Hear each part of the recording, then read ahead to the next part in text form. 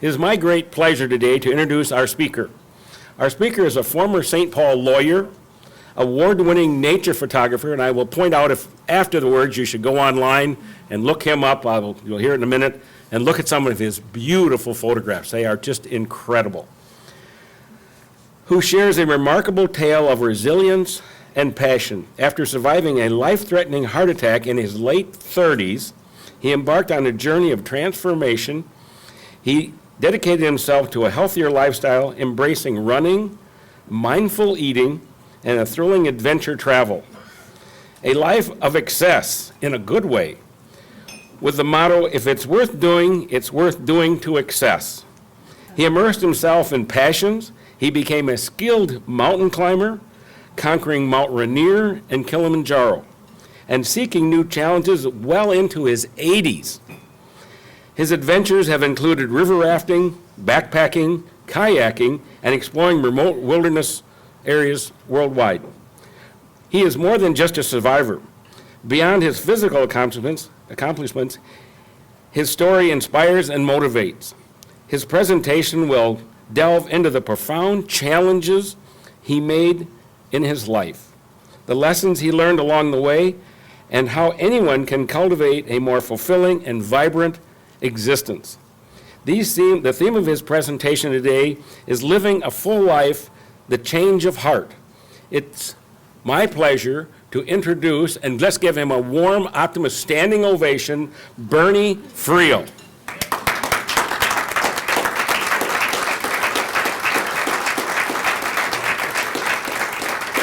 That's a better introduction than I deserve. It is true that a heart attack is the reason I'm here today. That's not a usual circumstance for people who've sustained heart attacks, but it caused me to change my life markedly. I want to introduce myself at age 38. If you could see my hands, in one would be a cigarette and the other a martini. This is what that cost me. At the age of 38, I wound up with a myocardial infarction, which means a heart attack with damage to the heart, in Midway Hospital's brand new coronary care unit. And I spent a week in the coronary care unit, and then after that, 3 weeks in the hospital on the floor, changing my dietary habits, among others.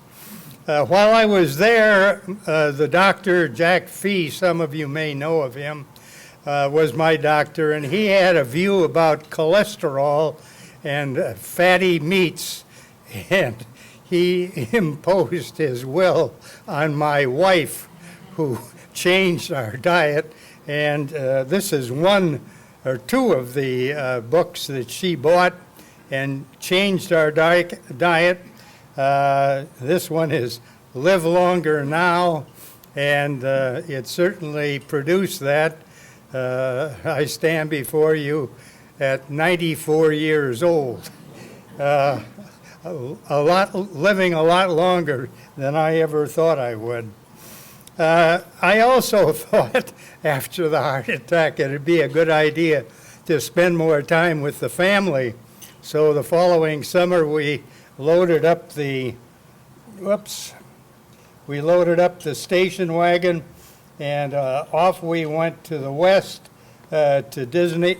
Went to Disney World and Sea World and all of the locations that my children would have been interested in.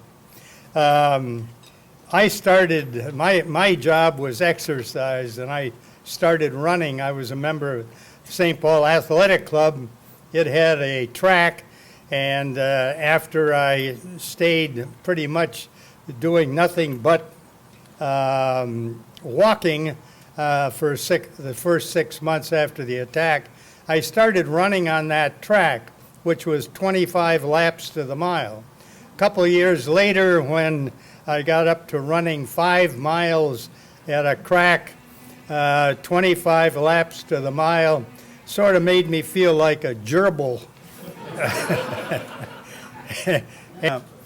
The two of us running across Kellogg Boulevard. We came out the side door of the athletic club every day to run, and that was next to the dispatch offices. And one day, a fellow caught us and asked us what we were doing. And we said we were running. And he said, yeah, I know that. Why are you running? And I said, we're running for exercise. He said, well, that's pretty unique. And so the next day, he came over and took our picture as we crossed Kellogg Boulevard. And I had an 8-mile run every day for literally the next 20 years, from the club downtown to the Pool and Yacht Club out in Lilydale and back. And that turned out to be probably one of the best reasons I stand before you today. And I would have run longer than that, except that both of my knees had to be replaced. The two of us were the first people to run on the streets in St. Paul, and that was 71, 72. And eventually we gathered up a crowd that started running, and by 1980, the route that we followed was full of runners. Interesting, when I first started in the athletic club, some people thought that I was depressed and found a new way to commit suicide.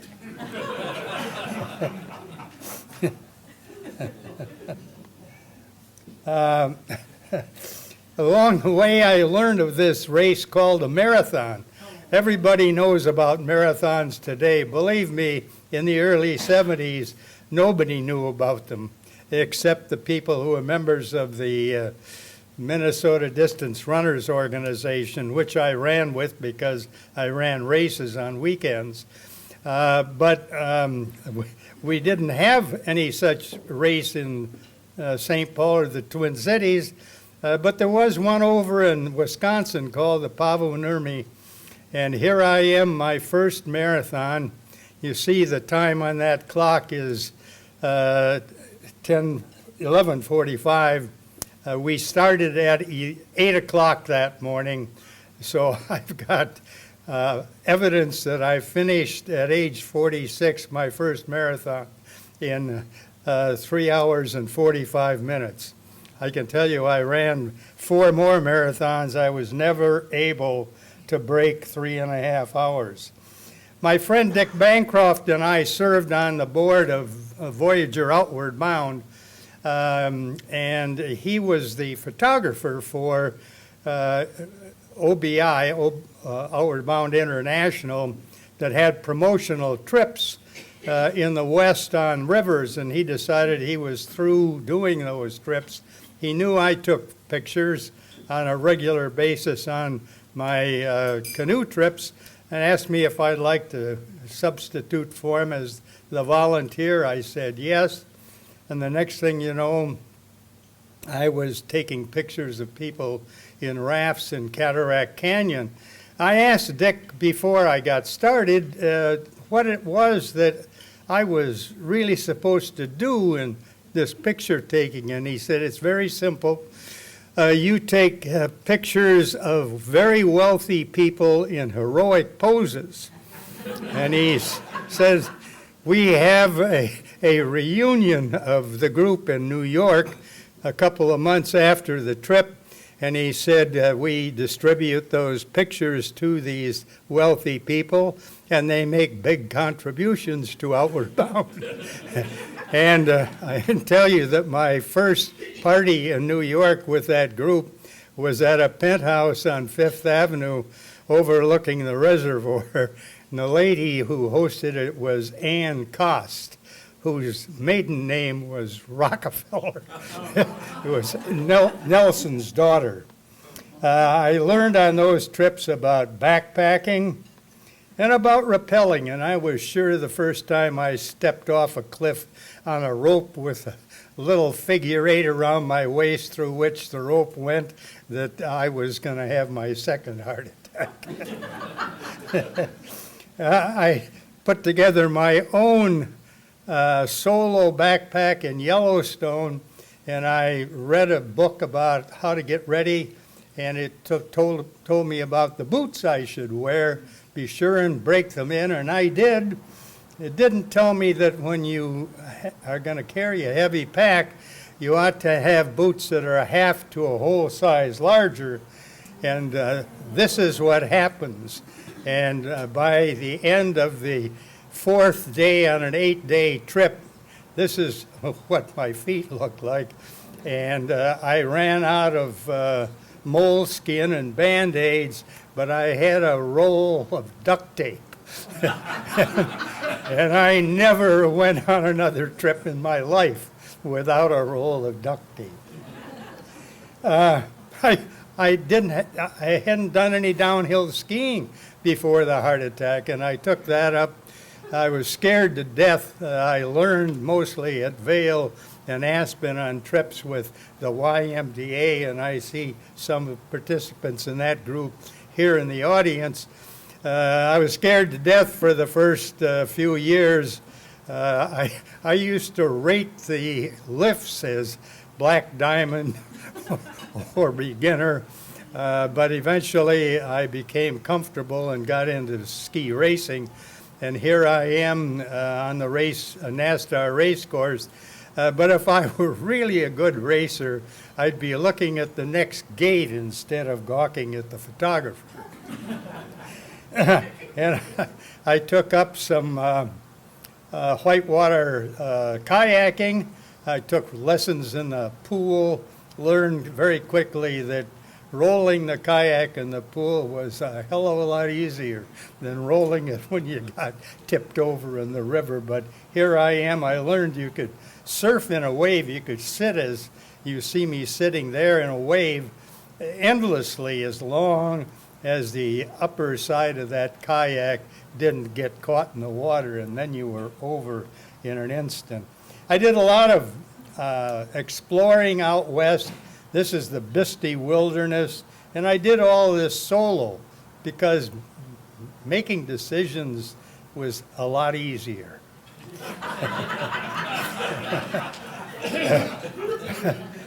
This is the Fly Geyser in the Black Rock Desert. You've heard of the Black Rock Desert. That's where they have Burning Man every year. But this is a beautiful geyser, and the colors keep changing as the water flows over it. Unfortunately, it's on private property, and I was in my early 80s when I climbed the 6-foot fence with my camera gear to get this picture. Also out west, just about 3 years ago, I got this picture early one morning. That's not Photoshop. That's the rising sun through the smoke from the western fires. And there's the wave. This is a real destination for serious photographers in northern Arizona. Back in, you have to get a permit to get in. The permits are gained by a lottery in Kanab, Utah. Every morning they have a lottery. They have 150 people show up, and they issue, I think, 20 permits. This is Monument Valley, the Navajo Park. Also that location. This is the Mittens and Merrick Butte, reflected in a pond that is seldom there. I got there after a rain, and that water lasts just a couple days. This is a unique place. This is called the Water Pocket Fold.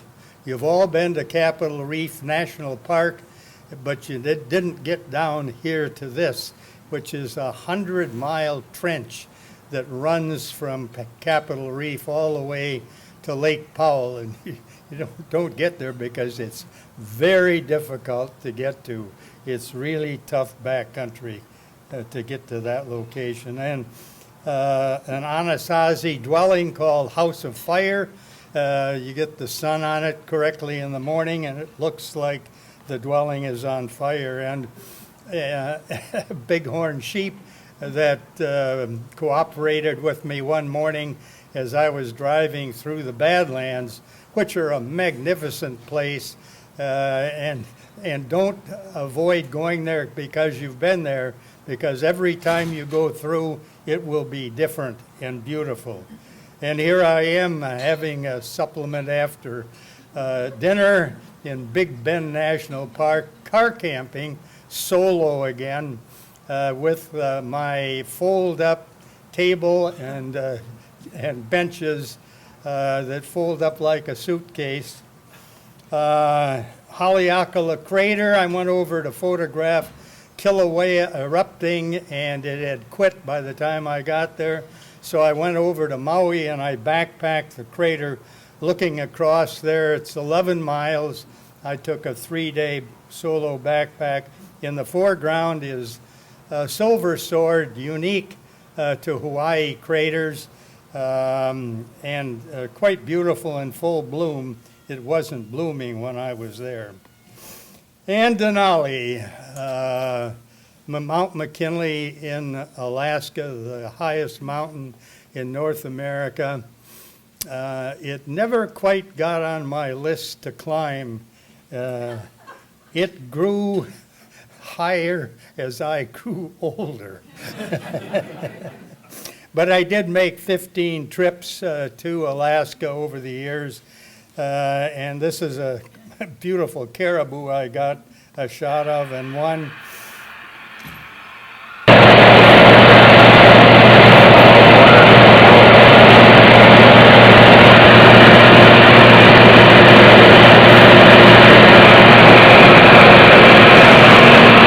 was a demonstration of coming into the trailhead in the Arctic National Wildlife Refuge to a 10-day backpack. The aircraft doesn't fly over the Brooks Range, it flies through it.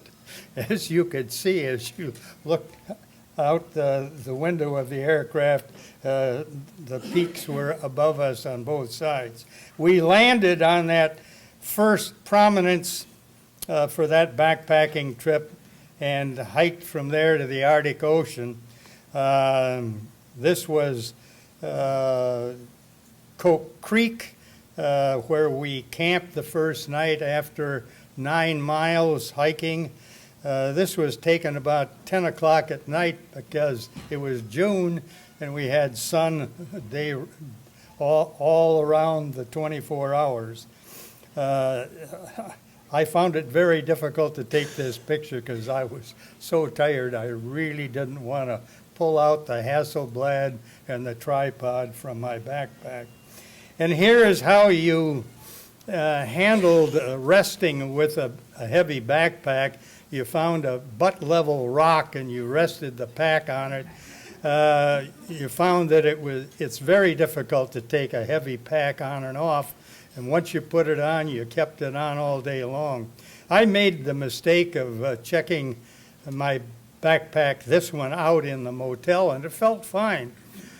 When I loaded it on the commercial aircraft that took us from Fairbanks to the site where our bush pilot picked us up, we weighed it.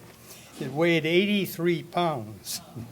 It was not fun to carry for 10 days. And I led a raft trip in the Arctic National Wildlife Refuge down the Hula Hula River from the Brooks Range to the Arctic Ocean. Here we are. Let's see if down here is our tents, our raft over here, and a fly for our kitchen there. It was difficult rafting because you didn't have an opportunity to scout your rapids. You were in them before you had the opportunity. And we were, at this point, through all but 4 difficult rapids. We managed to stay upright on that trip as there was, one of the reasons we couldn't scout is there was so much ice along the shore. This was June. And we ran into this fellow along the way. This is a muskox. We did get too close to him, and he did charge us, our fault. But wild animals really aren't interested in combat. They understand better than we do that they can be injured, and that for them is life-threatening. This is the delta of the Hula Hula at the Arctic Ocean.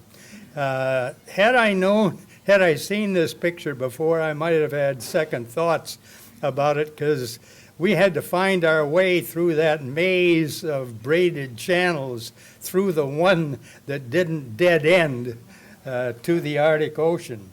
And when we got there, we found that the Arctic Ocean isn't as deep every place as you would think, and our raft would not float. And we wound up pulling the raft over the area around the delta at the ocean, and here are two of us doing that. There were 5 of us in 2 rafts that I led on that trip. We had an interesting pickup on that one. We were on a sand spit in the middle of the Arctic Ocean, and the bush pilot took 3 of us out and said he might not get back, and he didn't. The weather changed, it rained, and then it snowed, and the wind blew. And I had one fellow with me, and he got in the tent to get warm, and I was cooking dinner to get warm, and I turned around, and there was a person standing next to me that I had never seen. We'd been on this spit for 2 days. There was no way for anybody else to be there, and I thought I was having an hallucination. The wind was blowing so hard I didn't hear the piper land on our sand spit behind me. He was there to pick us up. This is from that sand spit looking back across the ocean and across the coastal plain to the Brooks Range. I did some sea kayaking in Prince William Sound, and then I hit the lottery several times to photograph grizzly bears at the McNeil Refuge. This is a grizzly coming up out of the falls, shaking his head. You can see the spray, sow and 2 cubs. And we were 20, 30 feet away from these bears while I took these pictures. There were other people in the group taking pictures as well. The only thing the bears were interested in were the salmon. They'd walk by us and hardly pay attention to the fact we were there.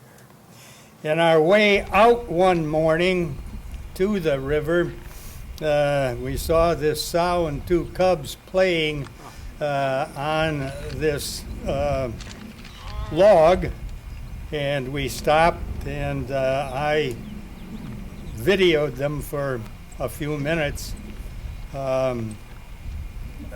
They were fun to watch.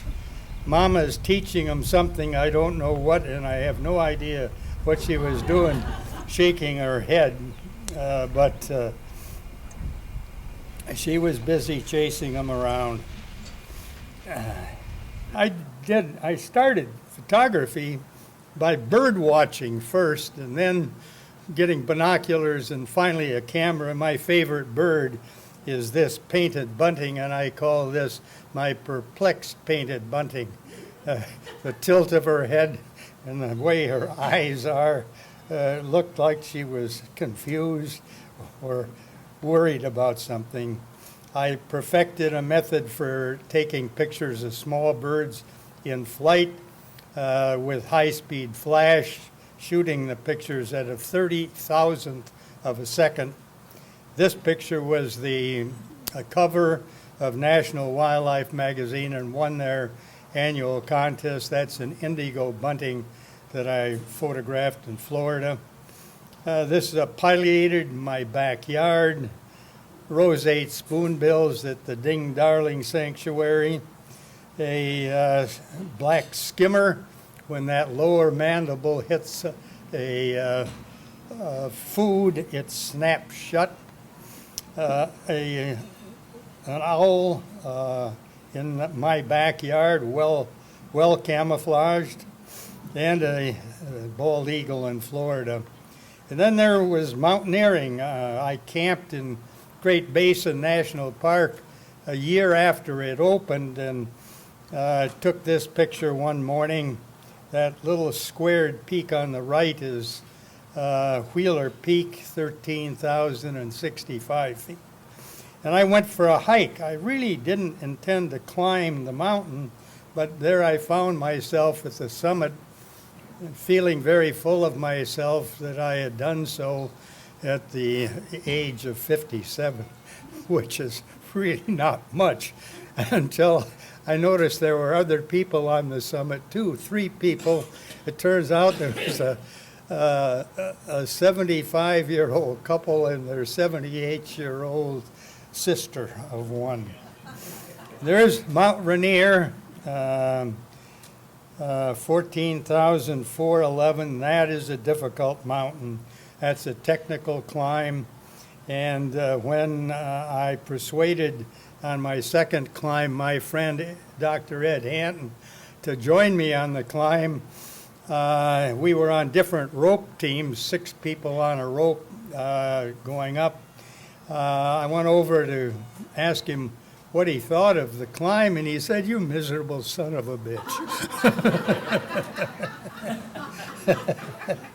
There's Mount St. Helens after it blew. I climbed that solo as a prep for Kilimanjaro. Here I am on the top of St. Helens. I ran into a couple there, and they asked me if I'd like to glissade, and I said, "What's glissading?" And they said, "Come and we'll show you." And we walked over to a different side of the mountain from the peak, and there was a snowfield running down 2,000 feet. And they said, "Put on your rain pants, sit down, and slide." And that's what I did. I was happy that this pack that you see behind me was external frame, and it had frame pieces that stuck down below the pack. And when I got going too fast, all I had to do was lean back, and those dug into the snow and slowed me down.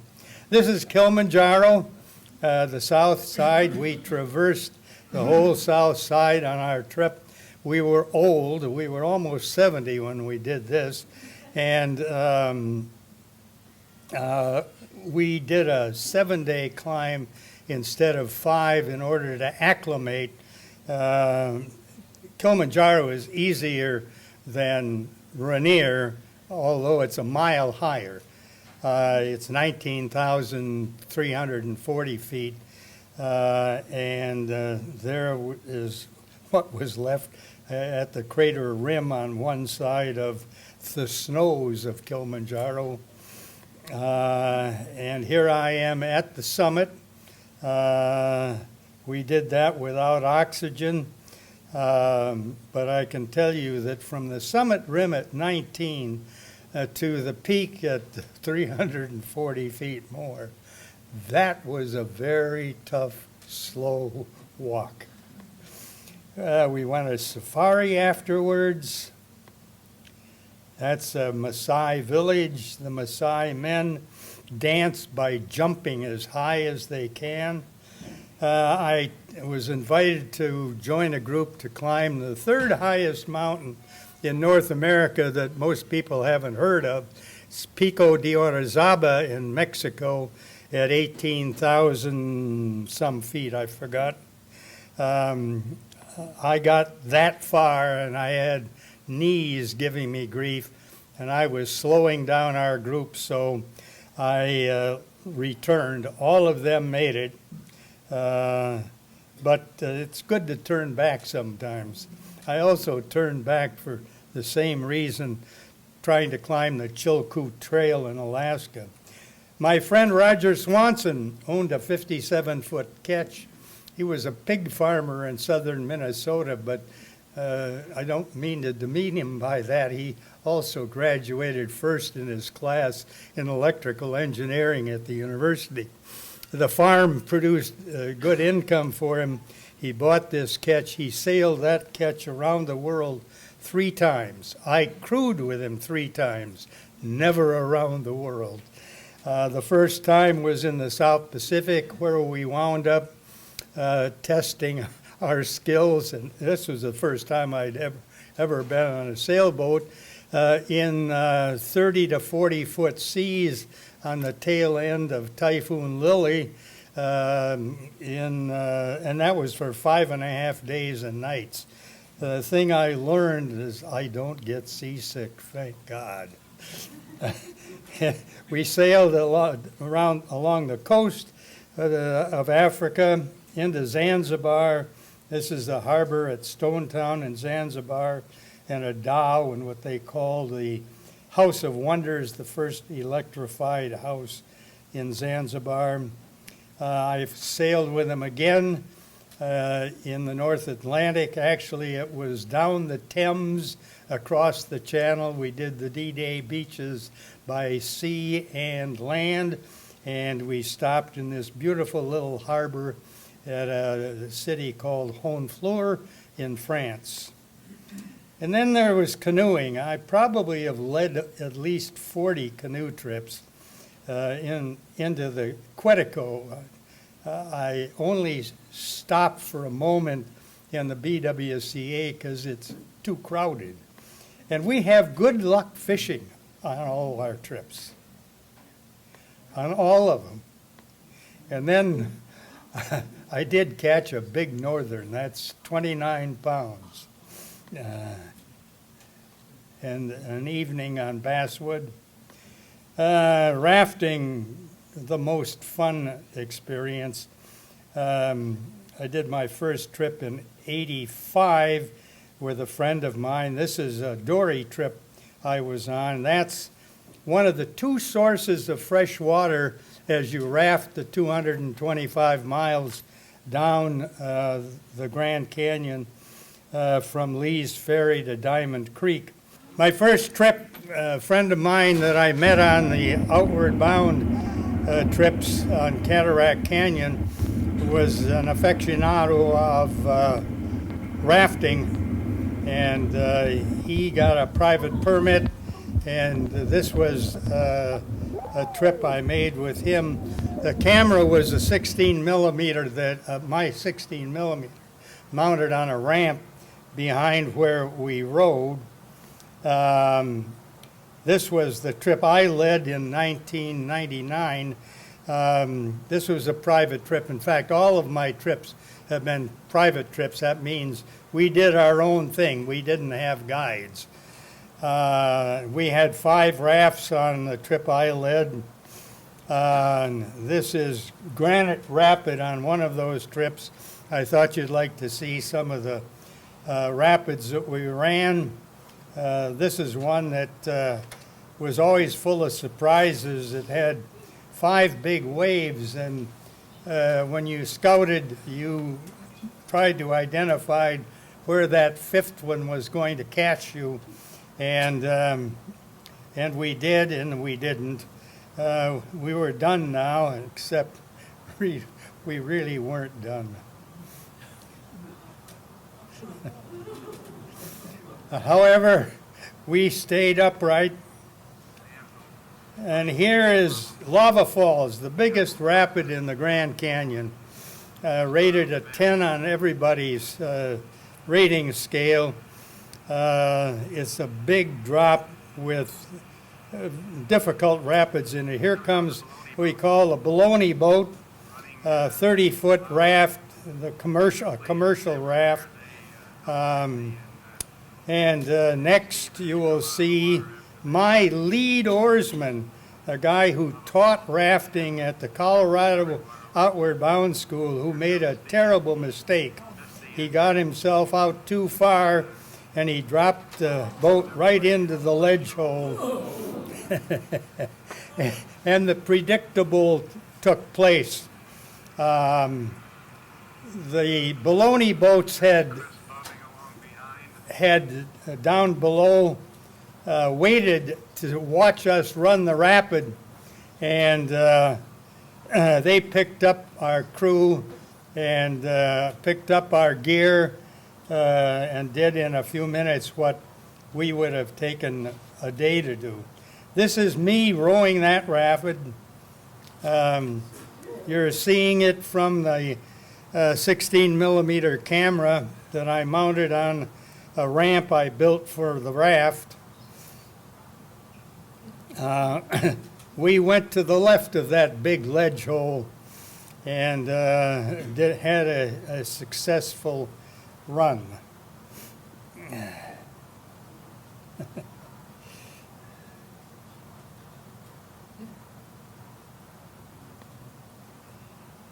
And here is what my raft looked like running that rapid. You can see the gear up behind where I'm rowing. I was once asked what happens if you flip, and I said, all is lost. We never did flip. You notice here the bend on that fiberglass oar. That's my lady oars person on this trip. She was really great. And this is a guy on my trip by the name of Bill Parks, who owned and ran Northwest River Supplies, the biggest supplier of rafting equipment in the United States. And he got himself caught in the rapid, turned around, he's going down backwards, he's lost the oars, but his logo for the organization was NRS, and through all that water, there his logo shows. His wife decided she was not going to run the rapid. She stood on shore and took those pictures. And just above that rapid is Toro Weep Overlook, beautiful shot down the canyon, 60 miles of gravel to get to this point. And I took a remote release and walked up to where that red shirt is and took a picture of myself. MIA Hunters is Missing in Action Hunters, an organization I became involved with in the mid-teens, 2000 teens.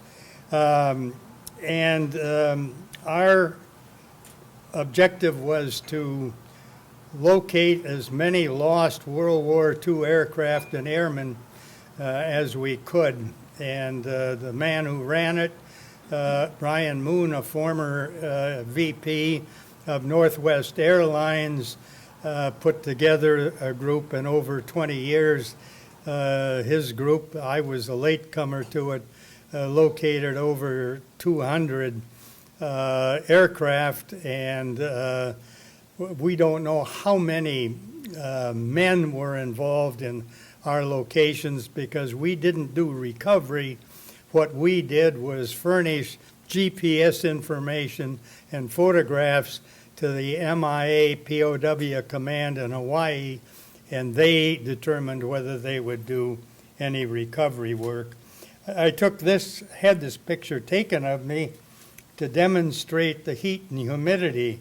When I started that day, my shirt was the same color as my pants. The difference is just sweat. And we located a B-17E in storage in Lae, where we were headquartered. We were in Papua New Guinea. And I went in to photograph it. It was largely intact. It is now been put back together, and it's called Swamp Ghost, and it's located in a museum in Hawaii. The interesting thing was that there's a serial number, and you'll note that crew weight 1,200 pounds. The crew on that airplane was 10 men. That meant they were going to be pretty lightweight. And pictures of interesting animals.